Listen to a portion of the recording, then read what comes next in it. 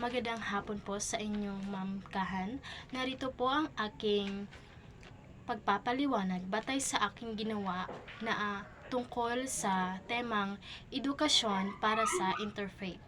Ito ang temang aking pinili dahil naniniwala ako na sa pamamagitan nito ay mas mapalawak ang pagkakaintindihan ng mga tao sa iba't ibang relihiyon.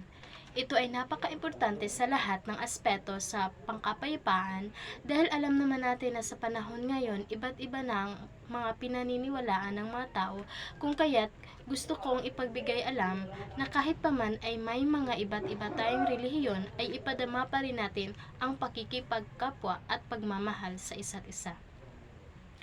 Huwag nating iisipin ang mga posibleng mangyari kung may mga hindi pagkakaintindihan dahil ito'y nakakasama sa ating lipunan lalong-lalo na sa mga bagong henerasyon ngayon na pwede nilang gayahin. Bilang isang mag-aaral sa IC 101, gusto kong ipag-alam sa lahat na ating natutunan dito sa edukasyong pangkapayapaan na hindi lang dito magtatapos ang ating mga natutunan kundi sa lahat ng panahon. Atin itong ipalaganap at isagawa ng maluwag sa damdamin, may pagmamahal kasama ang pagmamahal natin sa puong may kapal. Dahil siya naman ang nagbigay sa atin ng kakayahan ito na matuto sa mga itinuturo maging sa personal na karanasan at naging leksyon. At leksyon na naging aral kagaya nitong ating pinag-aralan sa IC 101.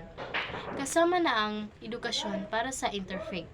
Mas nakagagaan sa pakiramdam na kasama tayong nananampalataya ng walang hindi pagkakaintindihan sa relihiyon kung ano ang paraan ng pananampalataya dahil iisa lamang ang ating sinasamba. Importante din sa atin ang pakikisalamuha sa ibang relihiyon upang mas mapadama ang respeto at pagmamahal na pwedeng ipadama natin sa kanila. Dagdag pa dito, huwag tayong mag-isip ng mga negatibong pangyayari kapag nakikipagsalamuha tayo sa ibang relihiyon. Ang presensya natin ay hindi nakabatay sa kung ano tayo. Mas ipalawak natin ang pagiging bukas sa lahat. Mahalaga din na makialam tayo sa kultura at tradisyon ng iba nang sa ganun hindi tayo makakagawa ng mga bagay na pwede nilang ikasama at para din hindi naninibago sa mga iba't ibang kultura kung anong meron ang bawat isa.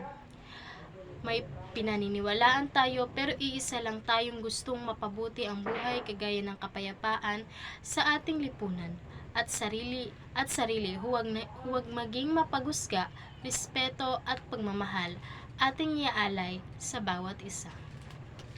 Iyon lamang po at maraming salamat.